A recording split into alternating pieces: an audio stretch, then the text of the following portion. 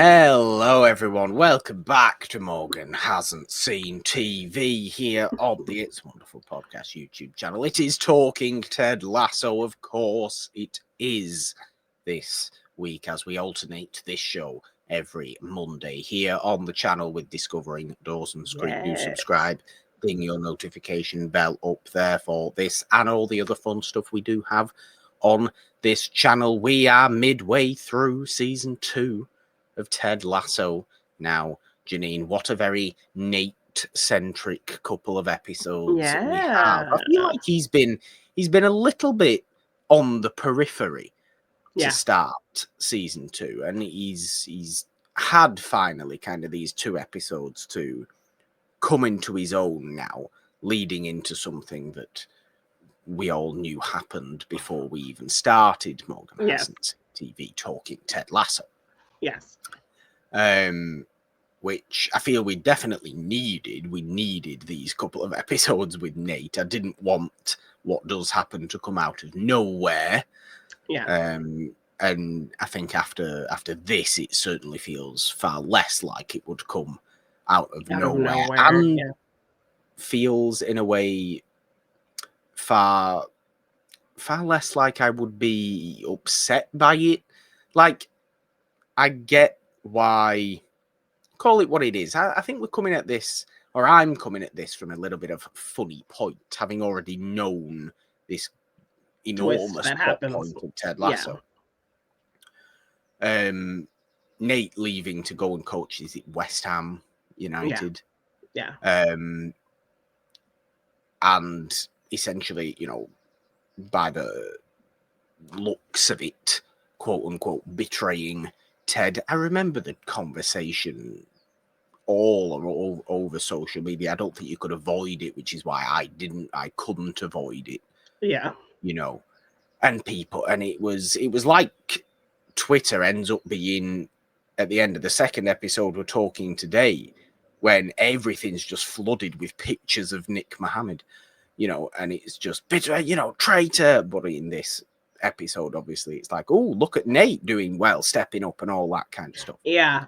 All over social media. I don't think you could avoid that in the real world sense of everybody most hated character in TV history and all that kind of stuff.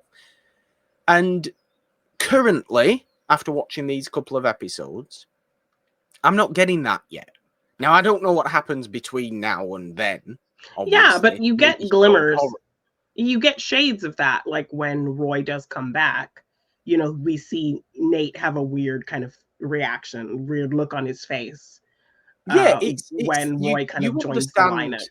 Yeah. Yes, you understand the feeling put out by it all. You understand the kind of diminishing of it all and the desire of Nate to be more assertive, be more confident. That is the whole purpose of this first episode we're talking today, which is, let's bring it up, season 2, episode 5, titled Rainbow.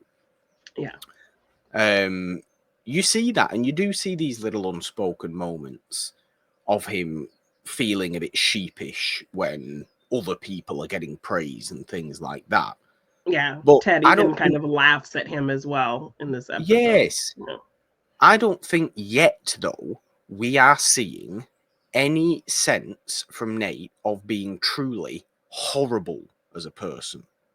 I mean, I would say we were getting shades of him kind of lording this kind of attitude and power over the new Kit Man, and kind of just being unnecessarily rude to him. Yeah, okay. I get that, I suppose, but maybe it's just with, obviously, the other coaches and Ted and things like that. He's not quite got there yet. Yeah. And after these couple of episodes, when he's going to feel good about himself at the end of these couple of episodes. Of course he is. But I don't know. I'm not quite at the stage yet where I can see the turn where we finish these 2 episodes with Nate to what I saw on Twitter that those few years ago. Most hated character in TV history. Yes, I'm not getting that yet. Yeah, Well, I And I think, know you know, I know I'm coming at this from a weird place because I already yeah, know that you that's know happening. the twist. Yes. Well, I think what happens at the end of this episode is a huge kind of point in how that happens. Ted goes off, and nobody knows why Ted goes off aside from Rebecca. And so when Ted is kind of struggling with this, nobody knows. So that assumption can be made that like Ted is just not, performing. Ted is not taking things seriously. Ted is not caring as much as he should. So Yeah. those things end up kind of getting implied when he does have to kind of step away because of what he's dealing with, and he doesn't tell anybody. They do, and you understand that, and I think we'll get a bit more into that Yeah. when we do talk that sixth episode. But this one, this first one there's a lot of interesting things going on. Yeah, we're getting some really fun, like, because I love, like, I think I mentioned it last time that, like, I love when we get kind of unique character interactions that we don't really get. So I Yeah, liked when we were getting a lot of like Roy and Rebecca stuff. Like that yeah, was really fun. So this episode we're getting Keely, Rebecca, and Nate, which was a kind of fun thing to see that they kind of very step up to rare. help him. He's trying to get this window seat at his mother and father's favorite restaurant for their anniversary, and they just refuse to give it to him because he's not a big name. He can't really assert himself to get this table. And it's not like And a massively fancy restaurant. no, it's not. It's in Tooting. Yes. Why find that if it is a place in Yes, South? but even they are like Tooting, like Rebecca. That's how she says it. Um, so he enlists the help of Keely, who then also takes him to Rebecca. And so the two of them kind of help him practice asserting himself to get this table at the restaurant. And she kind of tells him her strategy to make herself feel very big because, she is a woman in the kind of this male dominated Yeah. space. And so she has to kind of find her own ways to find her own confidence to make herself feel big. So she kind of advises him to find his thing that will make him feel kind of big and confident. And so that's kind of what, I think opens him up to where we end up going with him. But in this Yeah. episode, it reads very much like, yes, good for you, Nate. So It really, really does. Also, not that I think, Rebecca necessarily needs to make herself feel big. She feels she does, but Hannah Waddingham's also about 6'8". oh yeah. And when she does make herself big in this episode, stands on her tiptoes, puts her hands in the air, starts roaring around, she looks like a giant person. Yes. And I love just Keely just like so in love with her. I mean, she is. Yes, she is. Yeah. Which I like. You're getting little Yeah. nuggets of humor. Obviously, we like the Yeah. little nuggets of humor we're getting here. But yeah, this whole fifth episode is very, very much good for Nate. This is good. I like seeing, this beaten down person kind of get what he wants of his own, work, of his Yeah. own kind of change of attitude, change Yeah. of mentality. He just has those power hungry issues that are in the back burner. They're in the back of his mind, and Yeah. they are what's going to come to the forefront, obviously, when what happens. Yes. But I think even knowing that, you still kind of you're still happy for him. You're still happy that he's able to actually, a tiny little plot element that it is, but get a table at this restaurant, get the Yeah. table he wants at this Wants. restaurant Yeah. by the end of it, and be pleasant but assertive to the hostess of the restaurant Yeah. and things like that. And even to the point where he asks her out, not that Yeah. He's feeling he so does bold. want that, but Yeah. he feels as though he's able to do that, which is Yeah. never something we've remotely seen from Nate before. Yes. That boldness. Yeah.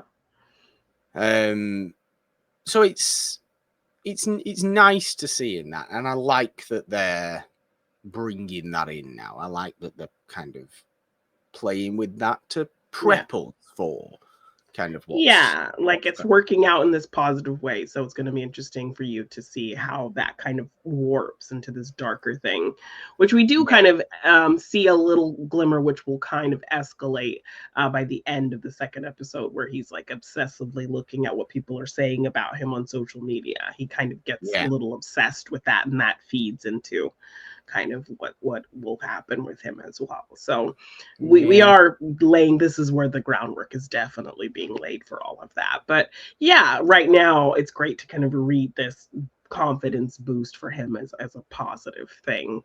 But what kind of also kind of throws like, you know, a wrench into these positive things with him is Ted trying to get Roy to come back. Isaac, the new captain, has been struggling. He hasn't been playing well. He has just been kind of yelling at the team as opposed to guiding them. And he's really struggling. Even the therapist, she tries to come in and say, like, does he need help? And Ted, you know, very against kind of therapy, but still being very polite, says, oh, no, I got this. Like, I'll figure it out. Says he has his own kind of plan. So he seeks out Roy. And asks Roy if he can help, because even Roy, when he's watching and commentating on it, he's saying, you know, he's a good guy. He'll figure it out. But the other commentators are very kind of critical of him. Because he's Roy's on still the panel show. Guy Sports punditry. Yes. So, you know, Ted seeks out Roy and asks him if he can help with Isaac. And so he has them meet them at this field from his old neighborhood that he used to play at with a bunch of kids, and says, you know, just remember that feeling. Like, this is where I started playing as a kid when there was no pressure and it was all supposed to be fun. Try to remember that fun. So I like this. I like this element from Roy, to be honest with you, bring it in.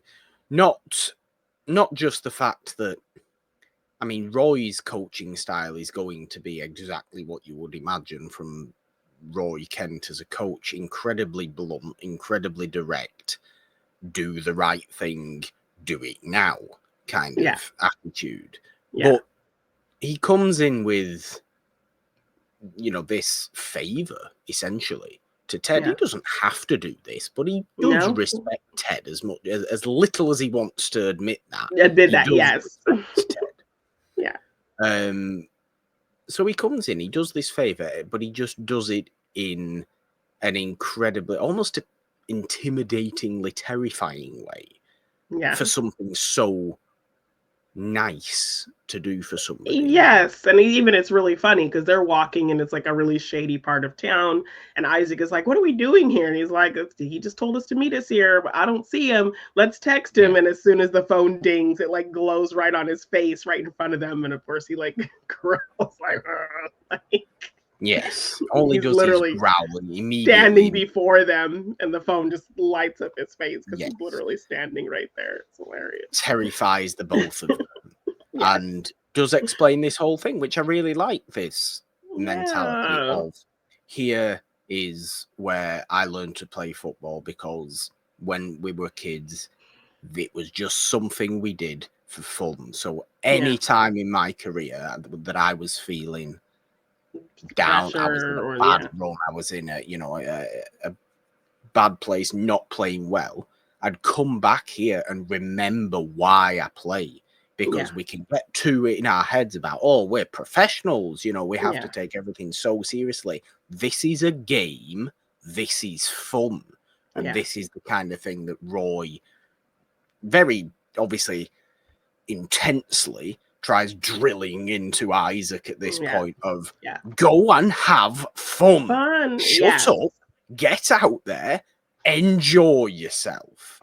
And it's that very, very blunt, very, very serious way of telling somebody to have fun. And I like this because it makes sense. And it is something that you can easily forget about when you get bogged down in doing things. You can liken it to any sort of hobby anybody has that they've turned into some sort of profession in a way. For God's sake, we can liken it to doing shows like this and the things we do Yeah. on the main It's a Wonderful podcast feed and everything like that, sometimes we can forget that it is supposed to just be fun. Yeah. We can get too bogged down in the seriousness of making sure everything's done and what are we doing, and is it any good, and looking at numbers and things like that. Yes, and how many people are Just listening, and strip everything back. Remember, you're doing this, you started doing this because it was fun. So go and do it and have fun. And lo and behold, Isaac goes out there, has so much fun with these complete random group of people on this little five-a-side football pitch in the middle of, a high-rise estate somewhere. And it's really, really pleasant to see. Roy and Ted are behind the kind of grated caging. Ted keeping score. Yeah. Watching on. Ted's very excited to just keep and it's him using this as a bit of a kind of lure for Roy. Like, look what you can do as a coach, Roy. So maybe this is your sign to come back. So he makes it clear that that's like what he's trying to do.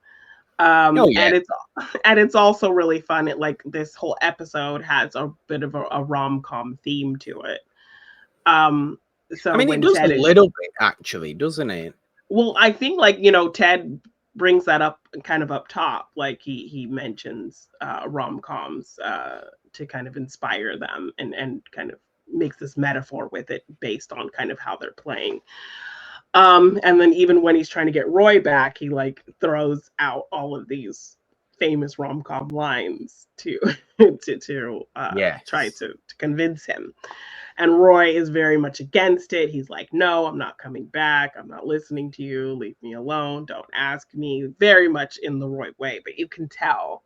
And then there's a lot this underlying, like, people kind of, realizing their heart's not in something. So there's that kind of is like something that's like feeding on Roy as well. Yeah.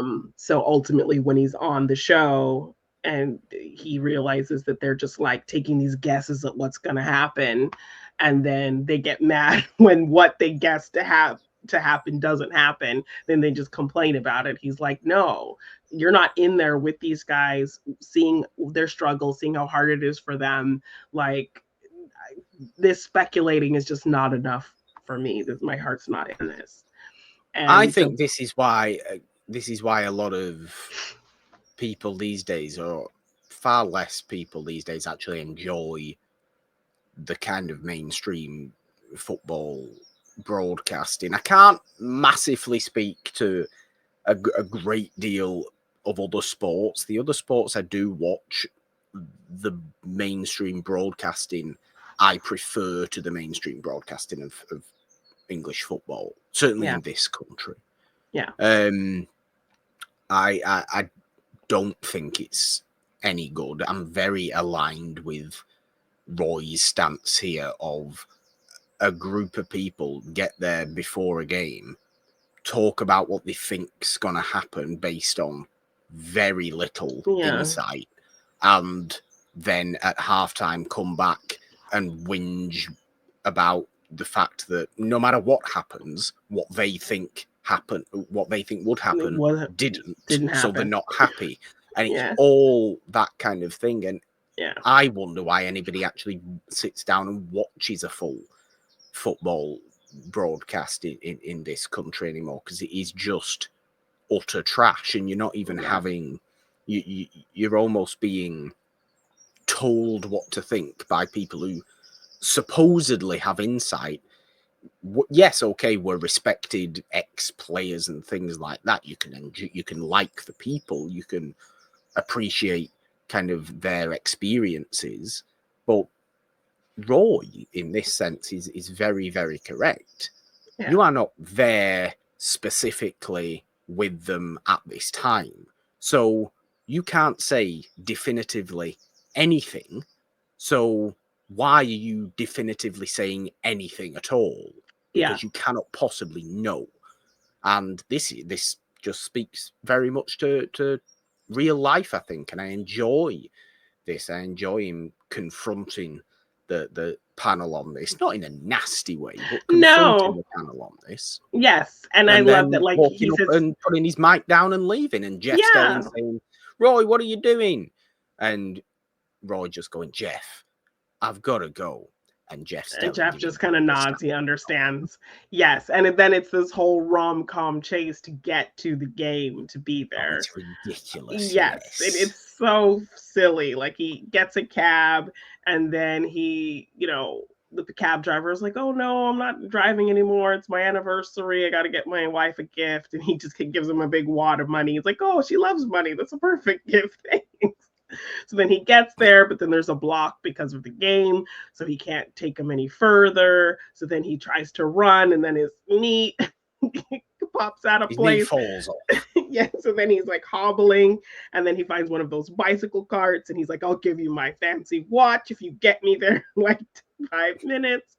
And so then he gets him there, he gives him the watch, he's hobbling around, he goes to try to go through the back, and they're like, no, where's your ticket? And he's like, I can't. I'm like, it does kind of look like him. Yeah. Very much. Yeah. And he's like, oh gosh. So then he has to go and get a ticket from the window. He has it under the name Reba McEntire. And this little because kid's Ted staring always at him. gives Roy, he always holds a ticket for Roy under some sort of ridiculous name. Yes. And some little kid's like staring at him. He growls at the little kid. He goes back to the people, gives him the ticket, and he says F you to the guy. Oh, it is you. So they recognize him after he starts cursing. Yes.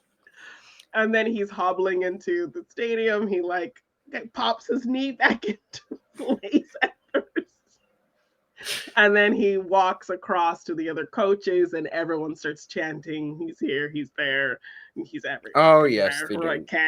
And yes, because it's the middle of the game. I'm not sure quite how this is allowed even for Roy Kent, but it's for the moment. But just the trial of him getting there is very much like a rom-com run through the airport kind of moment. So it's really great. And then I think when he comes up to Ted and says, "You had me at the word coach." Yes.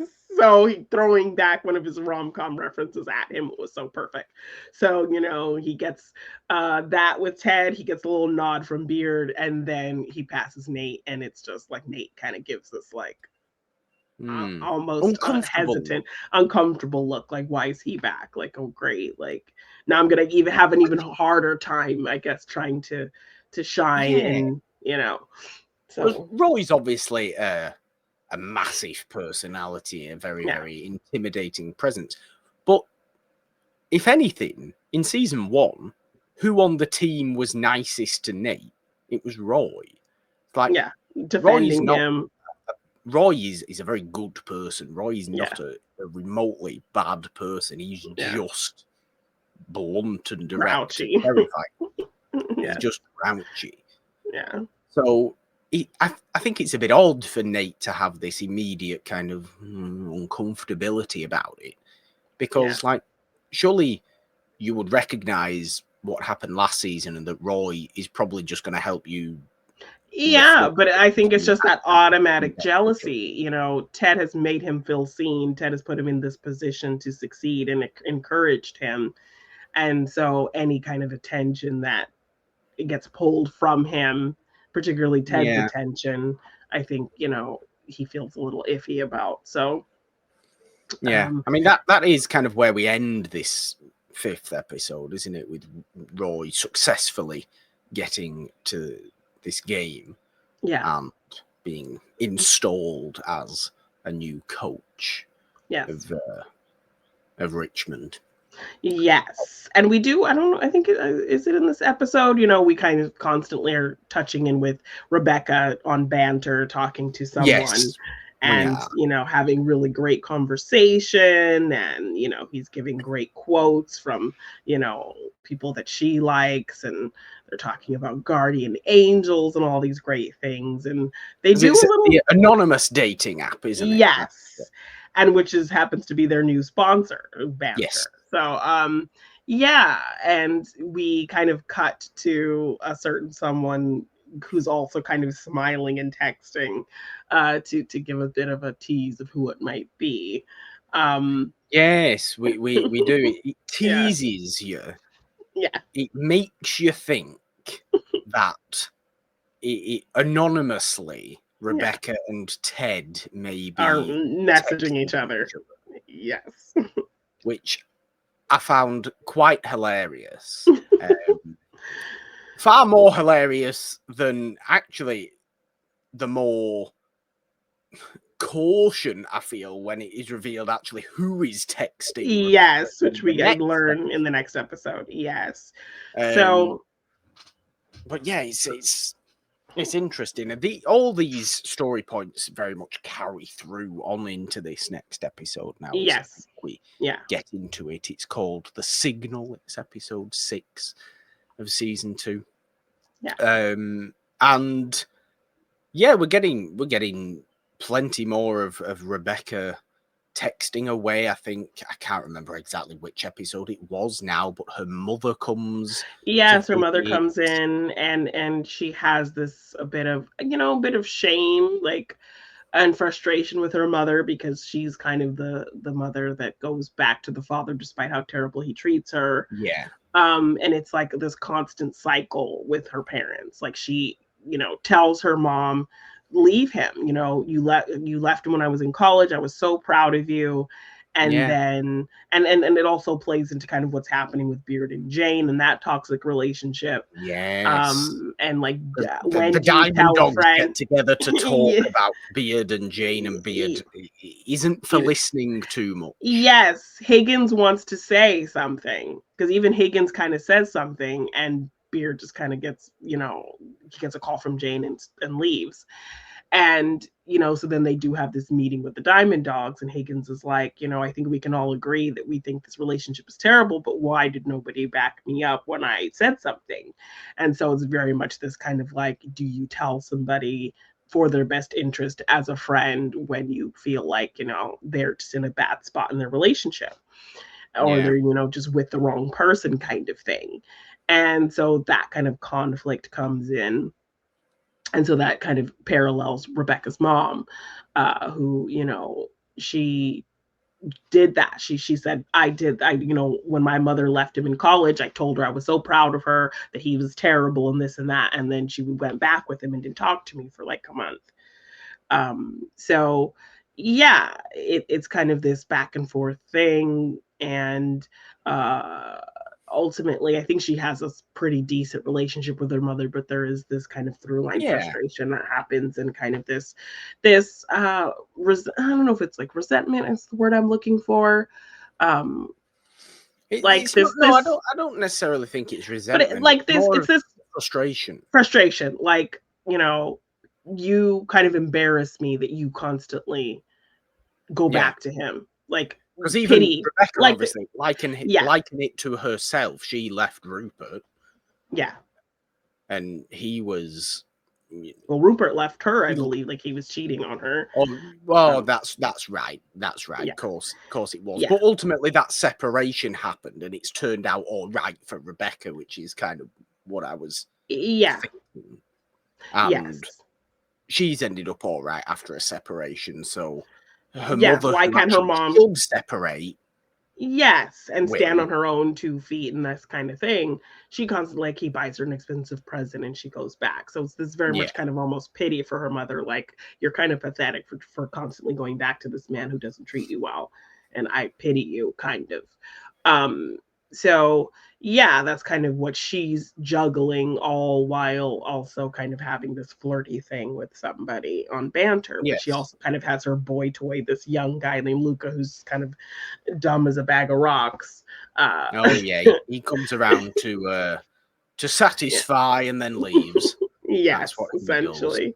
Yeah. So by the end of this episode, we do ultimately end up seeing her kind of talking. She was very nervous about saying that she was looking for love on this app. Yeah. And things seem like they're getting a little bit more intimate with this person in terms of the conversation. And then, she doesn't hear from them like all day. And so she calls Luca, and she throws her phone on the bed, and as she's getting undressed, the person says, like, I think we should meet. And Yes. when we see who it is Sam Obisanya. Yes. Of all people it could possibly be, the Yes. sweetest, most wholesome, butter wouldn't melt person in the entire show. Yes. Who, So we see him in the backseat of a car with the boys going out to celebrate their big win. yes, And he which is we'll get into the yes, football side of things, definitely. yes. And he's messaging Rebecca. So But it's obviously interesting. anonymous. You're not going to know, and Yeah. it terrifies me because Yeah. Sam's just great. I love Sam. Yeah. I love every little thing about Sam. He's so sweet and pleasant and Yeah. just lovely to everyone. And he's going to feel so horrific when he realizes he's been talking to the owner of the football club he plays for. Like, Yeah. he's going to feel so much worse than he even should feel. I hate it. It's going to make him want to leave. I know this. And I really, really don't like it. God knows what comes of that. Yes, I'm not saying anything. God knows what comes of that. But it's pretty. They could have chosen anybody, and they've chosen Well, they chose a very possibly the interesting most choice. interesting person. Yes, but I did like that when they did a little fake out with Ted. How would you have felt if it was Ted? How do you think that would have played out? It would have been. It would have still been fun. I would have been intrigued and interested by the whole thing, but it would have felt far more obvious than it just happening to be Sam. Yeah. Of all players, Sam. Ted and Rebecca are the two central characters of the whole show, so yeah, it would have felt more obvious, but still intriguing, I guess.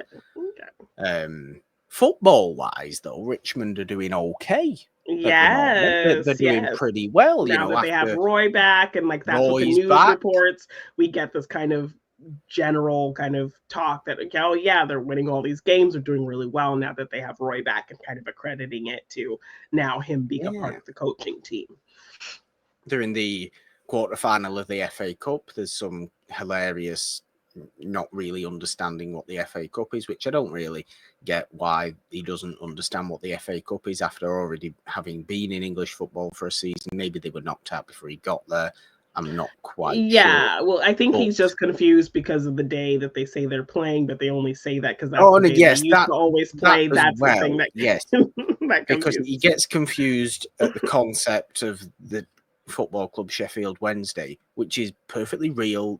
That is their name. Nobody thinks anything about it because that's just what they're called. They're allowed to play on any day. Yeah. This is the thing. But historically, we're talking 100 plus years ago. They would always only play on a Wednesday.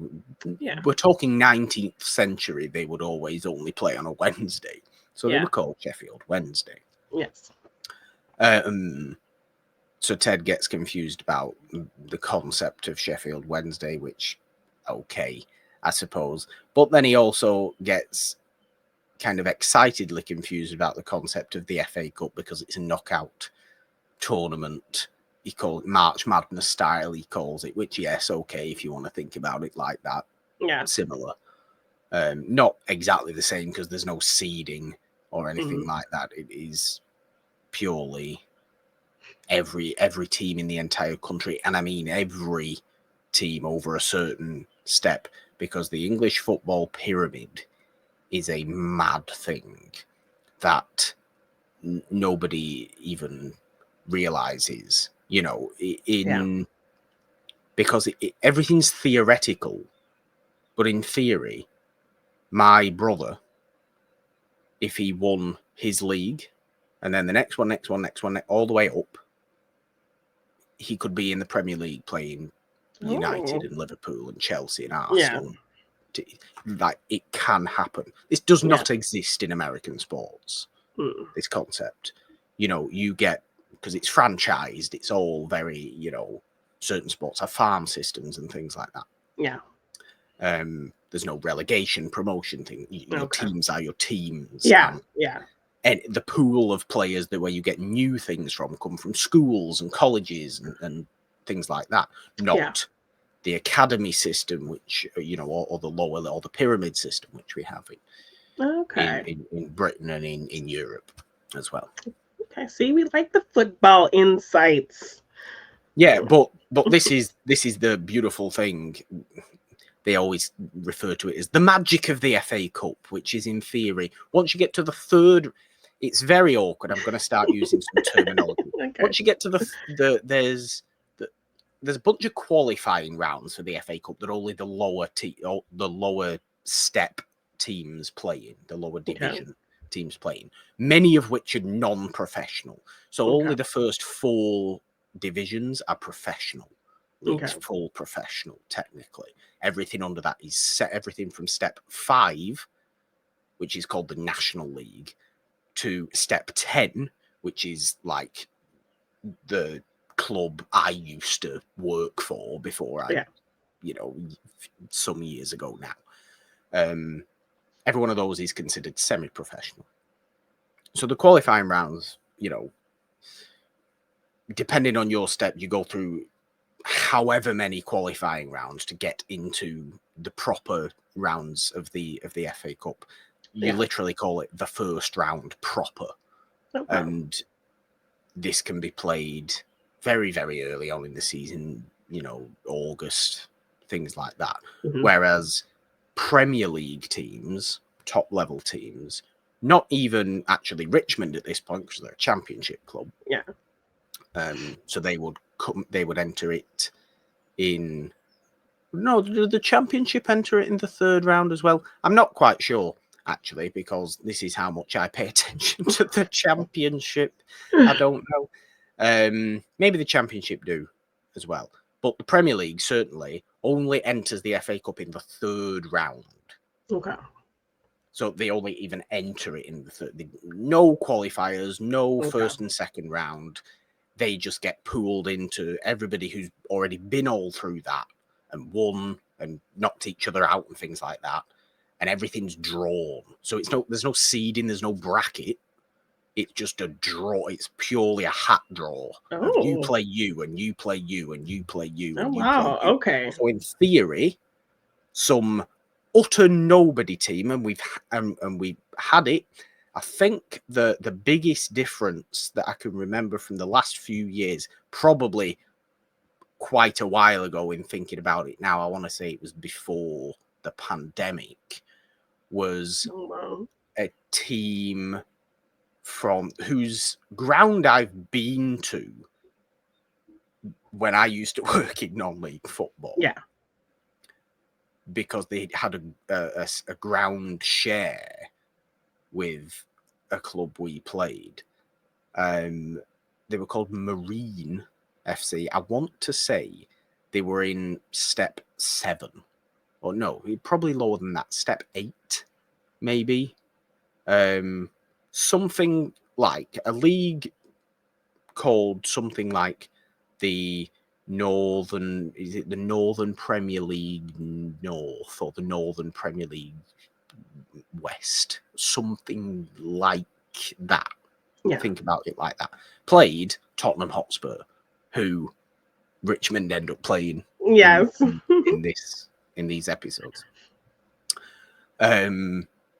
So it ended up being a massive, massive story. I know I'm tangentially going on. No. I like when you go into like these informational things about football, because obviously it ended up being a massive, massive story. Jose Mourinho, one of the most famous football managers in the history of the game, was managing Tottenham at the time. Mm-hmm. And Tottenham obviously they won like 7-0 eventually, playing, they put out their utter reserve team and their most of their youth squad and things like that, because they just kind of could. They ended up winning the game 7-0, I believe. Damn. But the fact is that a tiny team could just get in there because of this drawing. Nobody nationwide had ever heard of, played a massive Premier League just because of a drawing and not just because of a team that won playing another team that won in a different division and all that. So that's really interesting. Does not matter because there's no seeding system, so it does not matter. There's no bracket.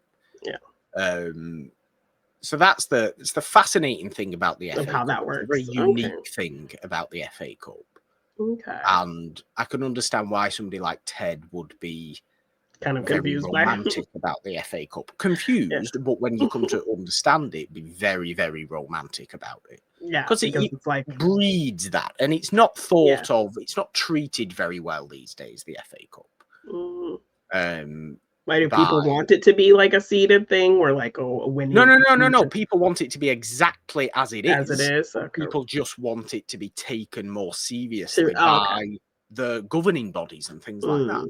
Okay. And it falls to the wayside in comparison to the Premier League and the European Champions League, things like that. Okay. Which is a shame in a way, because it is probably the purest, most romantic tournament in the world. It's the oldest domestic cup competition in the world. It's been going since the 1880s. Yeah. So definitely. I think something like you said, Ted would really be romanticized by, would really kind of enjoy that aspect of Let's actually get into the rest of this episode, though, for God's sake. Yes. So we are at so I think what we're kind of dealing with is Roy coaching everybody but Jamie, because obviously he still has that kind of bitterness for him. Even though we've seen them kind of try to make amends here and there, it's still very kind of rough with the two of them. And Jamie's like, I want you to coach me. Like, I want to learn from you. Like, come on. So Jamie has completely decided to squash all of this. He just wants Roy to teach him. And he refuses to. So it's very much kind of like all the coaches trying to decide, well, who's going to talk to Roy and tell him he needs to coach Jamie. And I think this is where Ted laughs at Nate when they're like, we need somebody kind of, of authority to talk to him. And Nate's like, I think I can do it. And Ted laughs, and nobody else is laughing. And he tells Beard, like, oh, was he serious? Did you take him as serious? He's like, yeah. And Nate just kind of gets very sheepish about it. So, and Ted tries to kind of quickly change the subject. But so it's this kind of thing of like, we need to get Roy to coach Jamie. Even Jamie comes to them and says, hey, talk to him. Like, I want to learn from him. And so I believe Keeley is the one that gives him the advice to just agree with everything he says, because he hates that. That'll kind of disarm him, because he's saying these things to you to get a rise out of you. So if you agree with him all the time, then you're like taking his ammunition away. So Jamie tries it, and it works for a little while until he realizes what Jamie's doing, and then he forces Jamie to say, to call himself ugly and say he has bad hair. And he very much struggles with that. But then it becomes a thing with Ted kind of getting involved, and he's like, just, he really wants to learn from you. And so Roy kind of ends up revealing, like, you were basically an asshole, and that's what made you good. But now the great thing about you is that Ted's turned you into a team player who passes the ball, and now you're just average. And it's made you mediocre. Go out and do what you know how to do. Yes, Be be your you. cocky 'Cause that self. is how you're Yes. gonna really, really annoy me, obviously. I hate your guts, but Yeah. the best way for you to be Jamie Tart is to go out and be Jamie Tart. Yes. Don't be this pseudo version Yeah, this who is a neutered team thing. player. Yeah. And he's I mean, like be a when they team player in Ye mentality and all that kind of yeah, stuff. because they tell him you need to kind of start being a dick again. And so Yeah, he's like, "So are you giving me permission to be a dick again?" He's like, "No, but when you're out there, be a yes, dick, and I'll give you yeah, the signal when it's time to do it." yeah, And it's a great moment when they need him to kind of toughen up and be a little bit selfish on the court or yeah. on the pitch. And They are playing basketball. I know Let's remember that. on the pitch and you know, be Jamie Tart. So they all kind of do the signal, which is middle finger, and Yes, all of they them do it literally in in unison. unison. Yes. They all stick a middle finger up at they shout Yes. him and they all stick a middle finger up at him. And the And commentators go, "Oh, that's oh, very interesting. You yes, don't I'm see sorry that about often." that. Yes. And ultimately he gets it and he does what he needs to do and he scores the points. And like it's a really great moment because like No, he it's a ridiculously long yes, he free kind kick of gets for God knows how cocky long. and antagonistic with the other player who's like blocking him Yes. and he tells him you're gonna foul me and I'm gonna just make it all the way from back here I must say basically. it is great acting actually from Phil Dunster to be able to be a perfect, kind of dickish football player Yeah. because he gives off that it's the chewing the mouth as well. I'm going to do an impression of it. It's that when they just do that, Yeah. Oh yeah, he does that a and lot. it's so you see it time and time again from these sort of players Yeah. that just they make you want to smack them in the face, and he does it so well. They are so useful to have on your team. Yeah. Like players like that who are fully for the team, as Jamie is now, Yeah. but can, as soon as any opposition player even looks at them, the opposition player wants to punch them in the face. Yes. They are ideal players to have. Anybody will agree with you. They are players who your team, your club, your fans love, and who literally everybody else on the planet hates. Yeah. Is the perfect player to have because they're gonna get you fouls, they're gonna get the other team sent off, which is it's what happens here, and they are maverick players. They can make special things happen. United have one. United have had one for a while. Bruno Fernandes. Nobody else likes Bruno Fernandes because he's a whiner. He throws his hands around. He looks a bit like a rat. He's a wonderful player. He's an incredible player. He carries United essentially at the moment, and he has done predominantly since he signed in 2020. But nobody else likes Bruno Fernandes. Nobody else. Everybody can see he's a good player. Yeah. Nobody else likes him. They just think he complains way too much. He's such a whine. He gets in everybody's face. He's not, nasty like Jamie is. He's just a rat. He is just a rat on the pitch. The desire of him to do anything necessary to win his little battles and to win the game is so admirable from our point of view and deeply, deeply annoying from anybody else's point. Yeah, and I like that they illustrate it as him not bringing that dickishness to the team. He's bringing it to the opponents. So yeah, when he's kind of in the middle with another player, he kind of is antagonizing him. And I mean, even Bruno when Fernandes is the captain of United, so yes, it's literally that kind of thing. He's the perfect football player. yes. So yeah, in this moment, Jamie, he does end up getting fouled, and he's still kind of antagonizing the opposing player to get him to look bad and kind of come at him. So ultimately, yeah, he decides to make the kick from all the way back there, and everyone's like, Yes. I don't think he can do it. There's no way he can do it, kind of thing.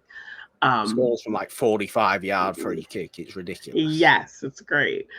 And so now it's kind of down to the final moments, and they don't know what to do, and then all of a sudden Ted gets hit with anxiety. Yes. And And he it's can't. a big moment. They're playing Spurs, they're playing Tottenham at this point. It's a massive Yeah. deal. It is to get into the semi-final of the FA Cup, which is an Yeah. enormous deal because Higgins says a stat as well. I think no team not in the Premier League has won the FA Cup for 40 years. I Yeah. want to say. I feel like this 40. is a stat that I should probably know, but it's Yeah. obviously it's ridiculously rare. Yeah. Premier League, non-Premier League teams.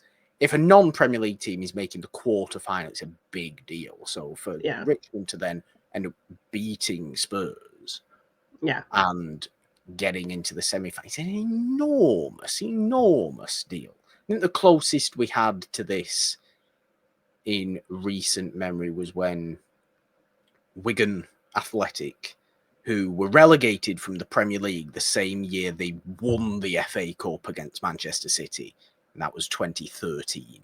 Okay.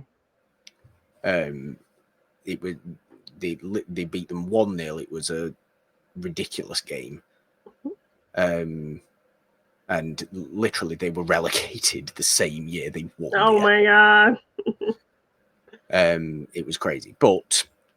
So that's the closest you get to that. So it's a massive deal. You can understand why Ted is feeling a bit hyped up, but it comes on very, very quickly. This anxiety, he has to kind of very, very quickly run off. Yeah, he just kind of Nobody knows what the hell's going on. Yeah, he just kind of tells Beard it's his stomach and kind of runs off. And so everyone's like, where's he going? What's he doing? What do we do? Roy and Beard are trying to figure out what the next move is, and then Nate comes up with a plan. And it's called Drive the Bus.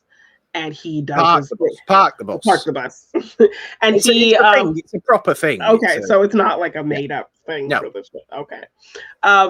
But he does his confidence thing, which is like this gross spitting. And that's kind of right. Yeah. So he does, so we know, that's our cue to know, okay, this is confident Nate.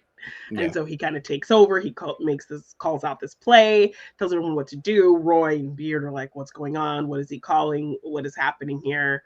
Let's also take note the fact that Nate's been wearing a suit this entire time. Yeah. He considers it a special occasion and he wants to show off. Yes.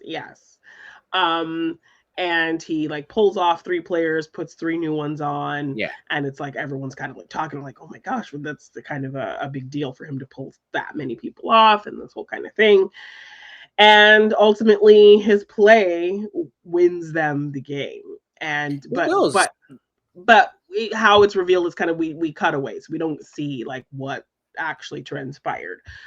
We see Rebecca go because she notices Ted and she, has seen him go through this. So she goes to find him. And she's looking for him. She's in the locker room. She sees his coat on the floor, which then he's wearing his coat later. So continuity. Yeah. Who's been in charge of continuity? Exactly.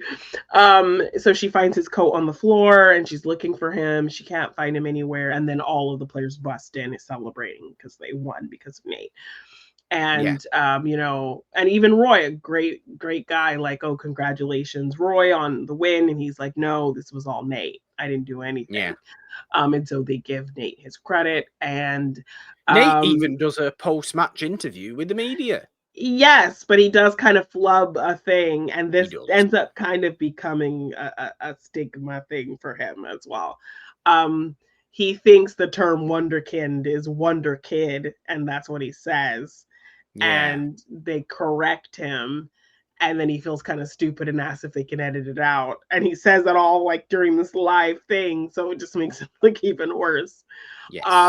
And then after the game, we see him kind of obsessively looking at all what everyone's saying about him on social media.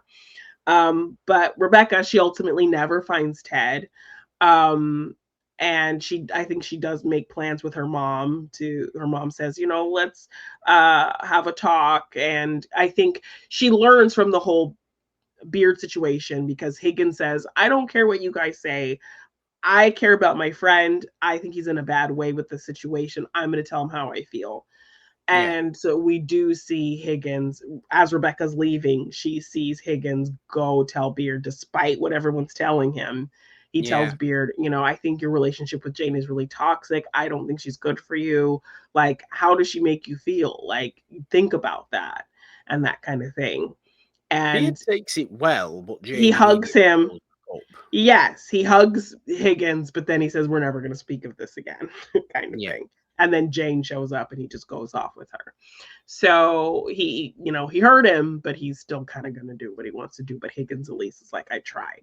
So Rebecca, in witnessing this, is like, okay, maybe I should have the hard conversation with my mom and tell her, like, don't go back to him, please. Like, you know what it's going to be. Have more self-respect for yourself. Like, this is ridiculous. So her mom had said, I'm going to meet with my friends. I'll come home, make your favorite dinner, and we can talk over dinner when, you get back from the game.